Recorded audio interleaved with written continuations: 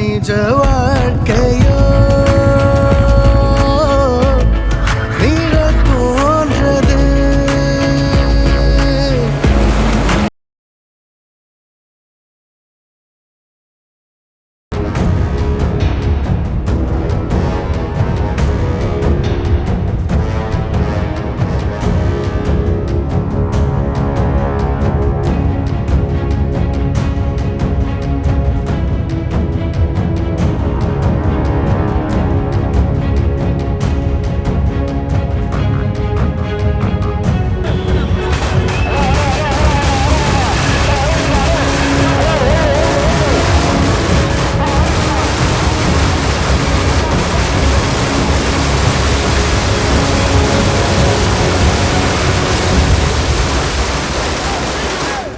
சைதாப்பேட்டை எனக்கு புதிதல்ல.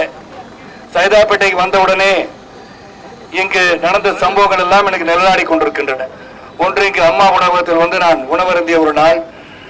அது மட்டுமல்லாம சைதைக்கு வருகை தந்து இங்க ரயிலிலே ஏறி நுங்கம்பாக்கம் ரயில் நிலையத்தில் இறங்கி லயலா கல்லூரிக்கு சென்ற மாணவன் ஆக சைதை பகுதி எனக்கு மிகவும் தெரிந்த பகுதி, பழகிய பகுதி என்று சொல்வதில் நான் பெருமை கொள்கின்றேன்.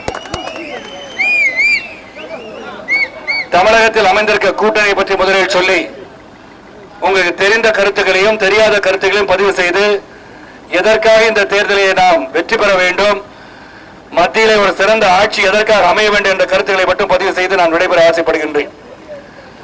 2011 தேர்தலில் இருந்து சமத்துவ மக்கள் கட்சி அனைத்து இந்திய அண்ணா திராவிட முன்னேற்ற கழகத்துடன் இன்று வரை பயணித்துக் கொண்டிருப்பதை நான் பெருமையாக கருதுகின்றேன். தனித்து போட்டி என்ற ஒரு எண்ணத்தில் நாங்கள் பயணிக்க துவங்கிய போது கூட 8 ஆண்டுகள் நீங்கள் அனைத்து இந்திய அண்ணா திராவிட முன்னேற்ற கழகத்துடன் புரட்சி தலைவியுடன் பயணித்திருக்கிறீர்கள். இந்த முறை புரட்சி தலைவி இல்லாத ஒரு தேர்தலை சந்திக்க இருக்கின்றோம். அனைவரும் ஒன்று சேர்ந்திருக்கின்றோம். மத்தியிலே சிறந்த ஆட்சி அமைய இருக்கிறது. நீங்களும் எங்களுக்கு ஆதரவு தர வேண்டும் என்று கேட்டவுடனேயே நாங்கள் அதற்கு ஆதரவு தெரிவித்த ஒரு காரணம், முதல் முக்கிய காரணம் புரட்சி தலைவி அவர்கள் தான் என்பதில் நான் பெருமை கொள்கின்றேன்.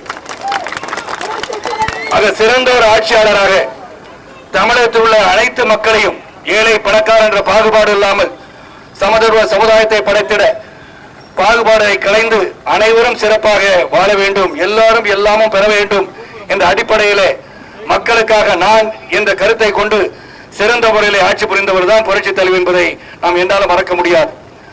அவர்கள் விட்டு சென்ற பணியை அன்பு அண்ணன் நமது முதல்வர் எடப்பாடி பழனிசாமி அவர்கள் சிறந்த முறையிலே தலைவி இல்லாத ஒரு இயக்கத்தை சிறந்த முறையிலே செயல்படுத்தி இன்று ஒரு மெகா கூட்டணி அமைத்திருக்கிறார் என்று சொன்னால் அது அனைத்து அண்ணா திராவிட முன்னேற்ற கழகத்துக்கு கிடைத்த முதல் வெற்றி என்றுதான் சொல்ல முடியும்.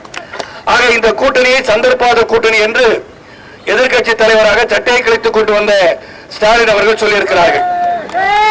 அந்த சந்தர்ப்போத கூட்டணியை பற்றி அவர்தான் பரிசீலித்துக் கொள்ள வேண்டும். அவர்கள் கூட்டணியில் இருப்பவர்கள் யார் என்று சிந்தித்து பார்க்க வேண்டும். அந்த கூட்டணியில் வைகோ அவர்கள் ஈழத்தமிழர் பிரச்சனையின் போது ஸ்டாலின் அவர்களை பற்றி என்னவெல்லாம் பேசினார் என்பதை நீங்கள் இணையதளம் மூலமாக தெரிந்து கொள்ளலாம். ஆக சந்தர்ப்போத கூட்டணி என்னவென்று சொன்னால் நீங்கள் சந்தர்ப்பத்தை எதிர்பார்த்திருக்கின்ற ஒரு கூட்டணி. அதாவது ஒருவேளை காங்கிரஸ் மீண்டும் ஆட்சிப்பீடத்தில் கனவில் தான் நடக்கும், ஆட்சிப்பீடத்தில் அமர்கின்ற ஒரு நிலை உருவாகிவிட்டால் அங்கு மறுபடியும் அன்று கலைஞர் அவர்கள் சென்று அமர்ந்து அவருக்கு தேவைப்பட்ட மத்திய அமைச்சரை பதவியெல்லாம் வாங்கி வந்தார். அப்படிப்பட்ட பதவியை நாமும் வாங்கிவிடலாம் என்ற எண்ணத்திலே ஸ்டாலின் அவர்கள் பயணித்துக் கொண்டிருக்கிறார் என்று நினைக்கின்றேன். 2004 145 இடங்களில் காங்கிரஸ் வெற்றி பெற்றது. 2009 206 இடங்களில் காங்கிரஸ் வெற்றி பெற்றது. ஆனால் கூட்டணி ஆட்சி அமைத்து அனைவரும் நெருக்கடி கொடுக்கின்ற நிலைமை உருவாக்கி பேசாத ஒரு பாரத பிரதமரை உருவாக்கிய பெருமை காங்கிரஸ் கட்சி கொண்டு மன்மோகன் சிங் அவர்களை. ஆக அனைவரும் நெருக்கடி கொடுத்தார்கள். அவரவர்களுக்கு ஒரு அமைச்சரவை ஆட்சியை சிறப்பாக நடக்க விடாமல் தீட்டுகின்ற திட்டமெல்லாம் மக்களுக்கு சென்றடையாமல் செய்தது யார்? அது காங்கிரஸ் ஆட்சி தான். ஆகவேதான் காங்கிரஸ் ஆட்சி மீண்டும் மத்தியிலே வரக்கூடாது என்ற எண்ணத்தில் தான் இந்த கூட்டணி மெகா கூட்டணி அமைந்திருக்கிறது என்று சொன்னால் மிகையாகாது. ஆக அந்த கூட்டணியில் நடந்த ஊழல்கள் பல. அதில் முக்கியமான ஊழல்கள் என்று சொன்னால், முக்கிய ஊழல் என்று சொன்னால் 2G ஸ்பெக்ட்ரம் ஊழல். இதனால் வரை நம்மால் மறக்க முடியாத ஒரு ஊழல். 1,76,000 கோடி. அதுதான் இங்க அது எதுக்காக இந்த பணம் அப்படின்னு சொல்லி பார்த்தா, ராகுல் காந்தி அவர்கள் அறிவித்திருக்கிறார்கள். 6000 ரூபாய் கொடுக்கிறாங்க. வறுமை கோட்டுக்கு கீழ் உள்ளவர்களுக்கு 6000 ரூபாய், 12 மாசத்திற்கு 72,000 ரூபாய். ஆக 5 கோடி மக்களுக்கு 3,60,000 கோடி ரூபாய் பணத்தை அவர்கள் செலவிட தயாராக இருக்கிறார்கள் என்று அவர்கள் தேர்தல் அறிக்கை கூறுகிறது. அது கல்வி, சுகாதாரம், விவசாயத்திற்காக மத்திய பட்ஜெட்டில் ஒதுக்குகின்ற நிதியை விட அதிகமாக இருக்கிறது. 5 கோடி மக்களுக்கு நீங்கள் 3,60,000 கோடி நீங்கள் கொடுக்க போகிறீர்கள் என்று சொன்னால் எங்கிருந்து கொடுக்க போகிறீர்கள்? அதை எங்கிருந்து கொடுக்க போகிறார் என்று சொன்னால் 2G ஸ்பெக்ட்ரம் மற்ற சிறந்த ஊழல்கள் எல்லாம் செய்த திராவிட முன்னேற்ற கழகம் சேர்த்து வைத்திருக்கின்ற பணத்திலிருந்து கொடுப்பதாகத்தான் திட்டத்தை தீட்டியிருக்கிறார் ராகுல் காந்தி என்று சொல்வதை சொல்வதுதான் உண்மை என்று சொல்கின்றேன். ஆக சந்தர்ப்பாத கூட்டணி என்று சொல்கிறார். இவர்களை நான் கேட்கின்றேன், நீங்கள் என்ன சாதித்து விட்டீர்கள்? நீங்க இப்ப எப்ப பார்த்தாலும் நீங்க என்ன சொல்றீங்க? இது வாரிசு அரசியல். வாரிசு நீங்க தான் வச்சிருக்கீங்க.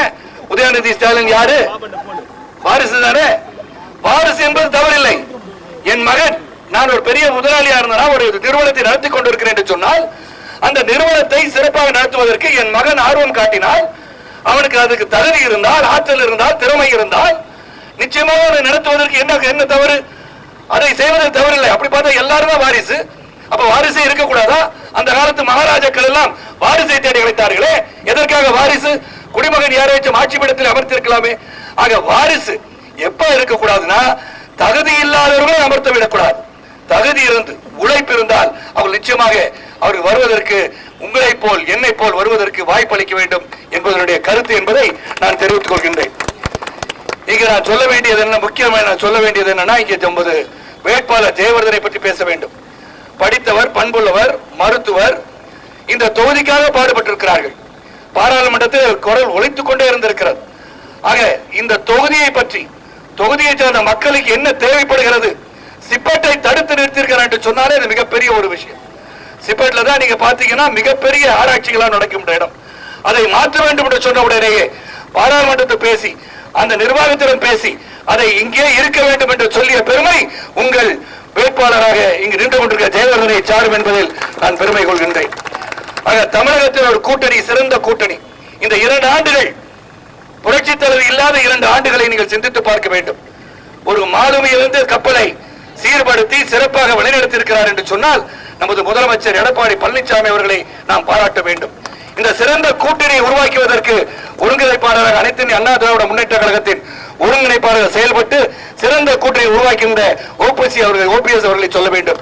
ஆக ஒற்றுமையாக இருந்து பல்வேறு கருத்துக்கள் கொண்ட இயக்கம் எல்லாம் ஒன்று சேர்ந்திருக்கின்ற அந்த கூட்டணியிலே, கொள்கை அடிப்படையிலே, கோட்பாடு அடிப்படையிலே, தங்கள் கருத்துக்களின் அடிப்படையிலே பல்வேறு கருத்துக்களை பதிவு செய்கின்றவர்களெல்லாம் ஒன்று சேர்ந்திருக்கிறார்கள் என்று சொன்னால் அதுக்கு ஒரே ஒரு காரணம் தான், மத்தியிலே ஒரு வலிமையான ஆட்சி அமைய வேண்டும்.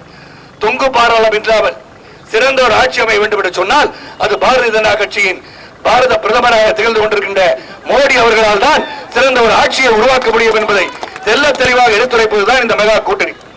புல்வாமா பத்தி உங்களுக்கு தெரியும், பயங்கர தாக்குதல் உடனடியாக நம்ம தாக்கி இருக்கின்றோம். ஆக நாடு இருக்கின்ற சூழலிலே மக்கள் சிறப்பாக இருக்க வேண்டும் என்றால் நல்ல ஆட்சி வர வேண்டும், பாதுகாப்பாக இருக்க வேண்டும் என்றால் நல்ல ஆட்சி இருக்க வேண்டும். நல்ல ஆட்சி இருக்க வேண்டும் என்றால் அது கூட்டணி ஆட்சிகள் இல்லாமல் ஒருவர் சிறந்த ஒரு மெஜாரிட்டியில் ஜெயிக்கும் போதுதான் சிறந்த ஆட்சி அமைக்க முடியும். இல்லாட்டி இந்த காங்கிரஸ் ஆட்சி அமையும் போது எப்படி ஒருவருக்கு ஒருவர் சண்டையிட்டுக் கொண்டு மந்திரி பதவிக்காக அடித்துக் கொண்டிருந்தார்களோ அப்படித்தான் நடக்கும். இங்கே ஒன்றை சொல்ல வேண்டும், பெருமையுடன் சொல்ல வேண்டும். 50 பாராளுமன்ற உறுப்பினர்கள் மேல் சபையிலும் லோக்சபாவில் இருக்கும் போது 50 பாராளுமன்ற உறுப்பினர் இருக்கும் போதும் மந்திரி பதவியிலே பதவி வைக்காத ஒரு இயக்கம், சுயரமில்லாத ஒரு இயக்கம் அனைத்து இந்திய அண்ணா திராவிட முன்னேற்ற கழகம் என்பதை மனதில் வைத்துக் கொள்ள வேண்டும். ஆக சிறந்த ஒரு இயக்கமாக புரட்சி தலைவி அவர்கள் விட்டுச் சென்ற பணிகள் எல்லாம் நிறைவேற்றுவதற்காக மத்தியிலும் மாநிலத்திலும் சிறந்த ஆட்சி நடைபெறுவதற்காக இங்கு நமது வேட்பாளர், உங்கள் வேட்பாளர், அனைத்து இந்திய அண்ணா திராவிட முன்னேற்ற கழகத்தின் வேட்பாளர், உங்கள் அனைவரின் ஆதரவு பெற்ற வேட்பாளர், பாரதிய ஜனதா கட்சியின் ஆதரவு பெற்ற வேட்பாளர், தேமுதிகவின் ஆதரவு பெற்ற வேட்பாளர், பாமகவின் ஆதரவு பெற்ற வேட்பாளர், தமாகவின் ஆதரவு பெற்ற வேட்பாளர், புதிய தமிழகம், புதிய நீதி கட்சி, புதிய புரட்சி பாரதம், சமத்துவ மக்கள் கட்சி என்ற அனைத்து கட்சியின், இந்த கூட்டணி சார்ந்த அனைத்து கட்சியின் சகோதர கட்சியின் அனைவரின் ஆதரவையும் பெற்ற நமது வேட்பாளர் ஜெயவர்தன் அவர்கள் படித்தவர், பண்புள்ளவர், சென்ற முறை கொடுத்த வாக்குகளை நிறைவேற்றி இருப்பவர், மேலும் அந்த நிறைவேற்ற பல வாக்குறுதியை கொடுத்த நிறைவேற்ற இருக்கிறது. நிச்சயமாக உங்களுக்காக உண்மையாக நேர்மையாக தொலைநோக்கு சிந்தனையுடன் உழைக்கக்கூடிய ஒரு நல்ல ஒரு வேட்பாளரை தான் அனைத்து அண்ணா திராவிட முன்னேற்ற கழகம் சுட்டிக்காட்டியிருக்கிறது. இவரை தான் புரட்சி தலைவி அவர்களும் சுட்டிக்காட்டிய வேட்பாளர். ஆக இரட்டை லட்சத்தில் வாக்களித்து அமோக வெற்றி பெற செய்து எதிர்த்து நிற்பவர் அனைவரையும் டெபாசிட் இழக்க செய்யுமாறு தாழ்வுடன் கேட்டுக்கொண்டு பாதம் தொட்டு வணங்கி விடைபெறுகின்றேன். சிறந்த வரவேற்பை நல்கிய அனைத்து கட்சி சகோதரர்களுக்கும் சமத்துவ சொந்தங்களுக்கும் நன்றி கூறி, முக்கியமாக பத்திரிகை சகோதரர்களும் தொலைக்காட்சி நண்பர்களுக்கும் புகைப்பட நிபுணர்களுக்கும் செல்போன் பிரிவுகளுக்கும் நன்றி கூறி, சகோதர சகோதரிக்கும் நன்றி கூறி விடைபெறுகின்றேன். நன்றி, வணக்கம்.